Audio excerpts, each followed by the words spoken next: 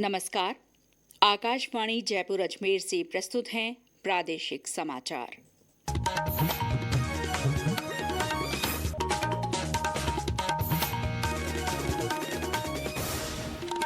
मुख्य समाचार। प्रदेश में नए बने जिलों और संभागों को निरस्त करने पर विधानसभा में हंगामा। मुद्दे पर कल चर्चा होगी। जल संरक्षण के प्रति जन जागरूकता के लिए जल ग्रहण यात्रा का शुभारंभ। 12 जिले से शुरू हुई यात्रा राज्य के 110 उपखंडों से गुजरेगी। प्रदेश में आज से लागू एग्री स्टैक योजना के लिए फार्मर रजिस्ट्री शिविरों का आयोजन। और राज्य में अगले 2 दिनों में तापमान में 2 से 3 डिग्री सेल्सियस गिरावट के आसार।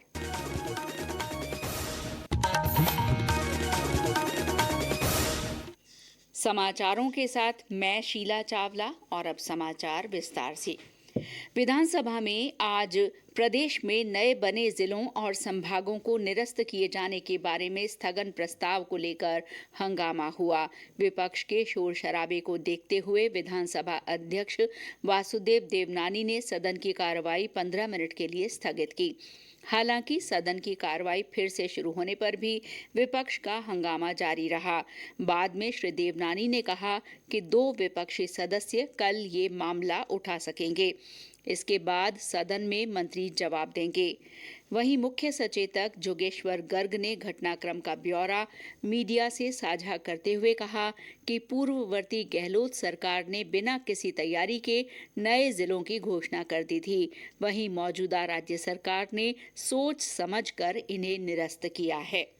सरकार इस मुद्दे पर कहीं भी बैकफुट पे नहीं है। सरकार बिल्कुल एक एक चीज का उनका जवाब देने के लिए तैयार है। जो कुछ सरकार ने किया है सोच समझ कर किया है। पहले जो जिलों की घोषणा की थी पूर्ववर्ती सरकार ने, वो बिना सोचे समझे की थी। हमने जो कुछ किया है सोच समझ कर किया है, इसलिए सरकार को कोई अफसोस भी नहीं है, कोई चिंता भी नहीं है। सरकार इस मुद्दे पर 1 घंटा 2 घंटा जितना चाहे विपक्ष के साथ बहस करने को तैयार है। एक एक मुद्दे को जवाब देने को तैयार है। कैसे उन्होंने जिला बनाए थे और क्यों सरकार को हटाने पड़े, वो सारी पोल खुल जाएगी। उससे डरते हुए विपक्ष पीछे हट रहा है।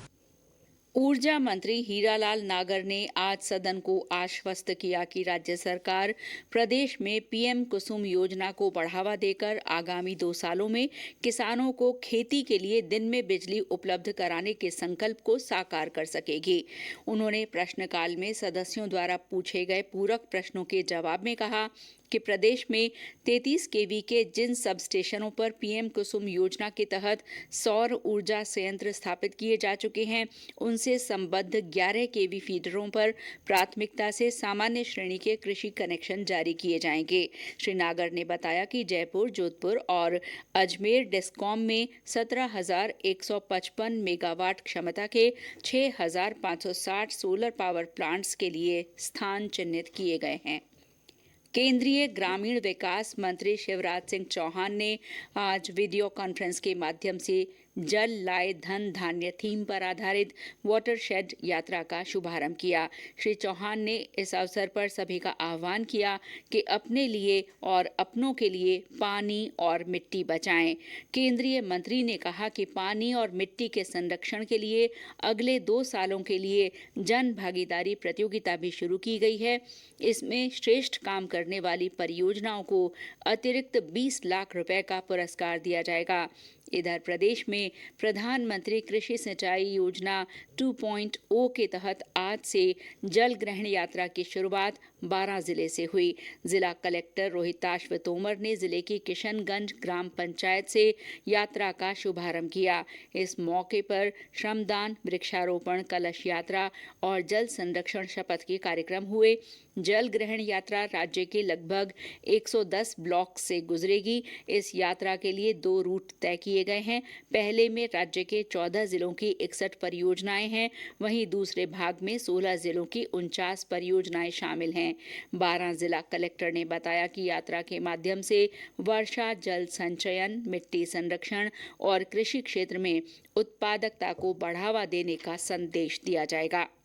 इसका उद्देश्य ये है कि जन जागरूकता को बढ़ाना, जन आंदोलन की तरह ज्यादा से ज्यादा लोगों को प्रेरित करना। जो आज यहाँ पे यात्रा शुरू हुई है उससे हमारा उद्देश्य यही रहेगा कि और भी लोग प्रेरित हों, जो हमारे रिचार्ज स्ट्रक्चर बनने हैं वो बने, साथ में ज्यादा से ज्यादा जो एरिया है जो वाटर कंजर्वेशन और सॉइल कंजर्वेशन दोनों में ही कार्य हो, और हमारा जिला जो कि हमारा पानी बरसात भी जो है राजस्थान में सबसे ज्यादा होती है उसको हम बचाव कर सकें। और जो उद्देश्य है माननीय प्रधानमंत्री महोदय का और माननीय मुख्यमंत्री महोदय का, खेत का पानी खेत में और गाँव का पानी गाँव में बचा रहे।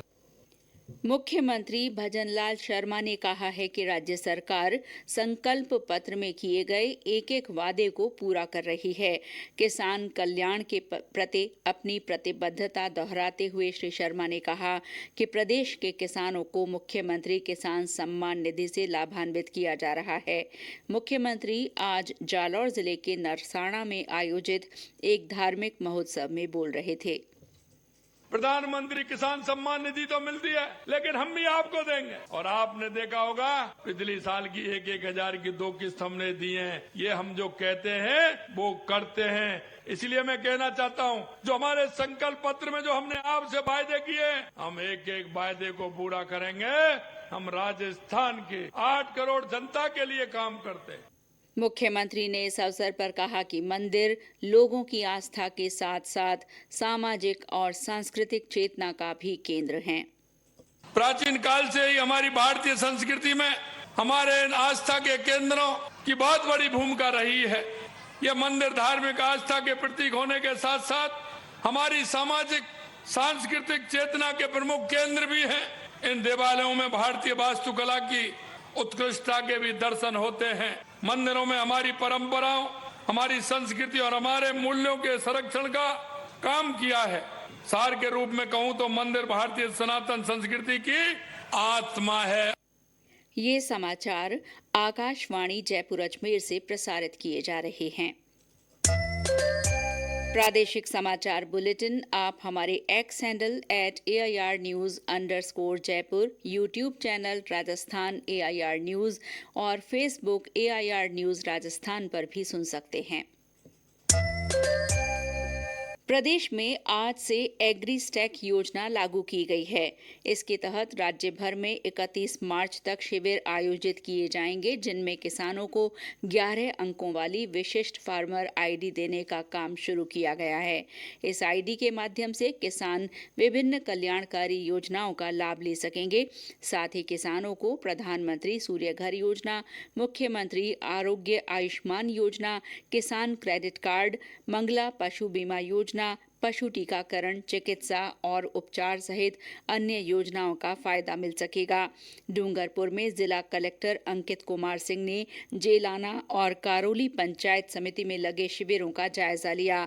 उधर बाड़मेर में रजिस्ट्री शिविरों के प्रति किसानों में उत्साह नजर आया। जिले में आज नेड़ी, नाड़ी, आलपुरा, चाड़ार और तामलोर सहित अन्य ग्राम पंचायतों में ये शिविर लगाए गए।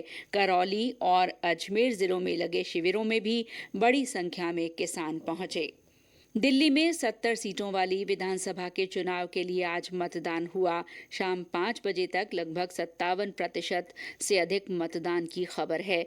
राष्ट्रपति द्रौपदी मुर्मू, उपराष्ट्रपति जगदीप धनखड़, सर्वोच्च न्यायालय के मुख्य न्यायाधीश संजीव खन्ना, केंद्रीय मंत्री डॉक्टर एस जयशंकर और हरदीप सिंह पुरी, वरिष्ठ कांग्रेस नेता राहुल गांधी, सेनाध्यक्ष जनरल उपेंद्र द्विवेदी, दिल्ली के उपराज्यपाल विनय कुमार सक्सेना और दिल्ली की मुख्यमंत्री आतिशी सहित कई गणमान्य लोगों ने अपने मताधिकार का प्रयोग किया।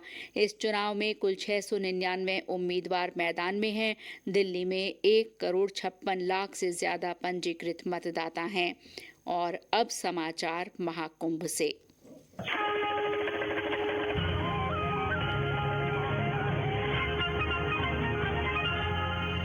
प्रधानमंत्री नरेंद्र मोदी ने आज प्रयागराज के त्रिवेणी संगम में पवित्र डुबकी लगाई। एक सोशल मीडिया पोस्ट में श्री मोदी ने कहा कि संगम पर स्नान करना दिव्य जुड़ाव का क्षण है। उन्होंने कहा कि इसमें भाग लेने वाले करोड़ों अन्य लोगों की तरह वे भी भक्ति की भावना से भर गए। श्री मोदी ने आशा जताई कि मां गंगा देशवासियों को शांति, ज्ञान, अच्छे स्वास्थ्य और सद्भाव का आशीर्वाद देंगी। केंद्रीय मंत्री किरेन रिजिजू ने भी आज सुबह महाकुंभ में संगम में पवित्र डुबकी लगाई। इधर प्रदेश से महाकुंभ जाने वाले श्रद्धालुओं की सुविधा के लिए रोडवेज और रेलवे की ओर से खास इंतजाम किए जा रहे हैं। इसी कड़ी में आज शाम 4 बजे जोधपुर के भगत की कोठी रेलवे स्टेशन से मेला स्पेशल रेलगाड़ी रवाना हुई। वहीं जयपुर से प्रयागराज जाने के लिए आज से नई उड़ान सेवा भी शुरू हुई।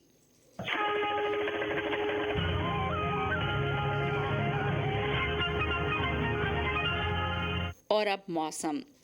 प्रदेश में पश्चिमी विक्षोभ के असर से हुई हल्की बारिश के बाद एक बार फिर सर्दी का असर थोड़ा बढ़ गया है और दिन के तापमान में मामूली गिरावट आई है।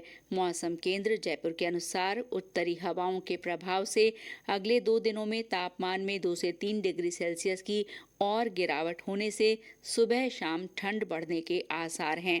इस दौरान शेखावाटी अंचल में कहीं कहीं शीतलहर चल सकती है। इस बीच आज सबसे कम 3.9 डिग्री सेल्सियस तापमान सीकर के फतेहपुर में रिकॉर्ड किया गया।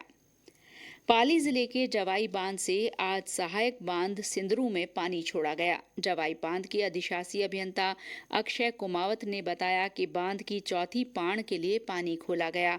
उन्होंने बताया कि नहर और वितरिकाओं के माध्यम से 57 गांवों को पानी मिलेगा। इससे 38,000 किसान लाभान्वित होंगे। आज ये पानी खोल के जवाई बांध के सहायक बांध सिंदरू बांध में गेज मेंटेन करने के लिए कल शाम 6 बजे तक पानी भरा जाएगा। इसके पश्चात जवाई बांध की मुख्य नहर के अलावा अन्य वितरिकाओं और माइनर्स में पानी प्रवाहित कर 7 फरवरी सुबह 6 बजे से बाराबंदी लागू की जाएगी। सिंचाई विभाग को 2024-25 रबी सीजन हेतु 4400 MCFT पानी मिला था, जिसमें से अभी तक 3 पाणों में 3300 MCFT पानी दिया जा चुका है और चौथी पाण हेतु 1100 MCFT पानी दिए जाने की तैयारी की गई है। उत्तराखंड में चल रहे 38वें राष्ट्रीय खेलों में राजस्थान के दल ने अब तक 6 स्वर्ण, 3 रजत और 13 कांस्य पदक सहित कुल 22 मेडल हासिल किए हैं। राजस्थान के शुभम गोरा ने 75 किलो भार वर्ग में वुशु में गोल्ड मेडल जीता। राजस्थान ने कयाकिंग और कैनोइंग में गोल्ड और साइकिलिंग की टीम स्प्रिंट स्पर्धा में रजत पदक पर कब्जा जमाया। और अंत में मुख्य समाचार एक बार फिर। प्रदेश में नए बने जिलों और संभागों को निरस्त करने पर विधानसभा में हंगामा, मुद्दे पर कल चर्चा होगी। जल संरक्षण के प्रति जन जागरूकता के लिए जल ग्रहण यात्रा का शुभारंभ। 12 जिले से शुरू हुई यात्रा राज्य के 110 उपखंडों से गुजरेगी। प्रदेश में आज से लागू एग्री स्टैक योजना के लिए फार्मर रजिस्ट्री शिविरों का आयोजन। और राज्य में अगले 2 दिनों में तापमान में 2 से 3 डिग्री सेल्सियस गिरावट के आसार। इसके साथ ही प्रादेशिक समाचार बुलेटिन समाप्त हुआ। नमस्कार।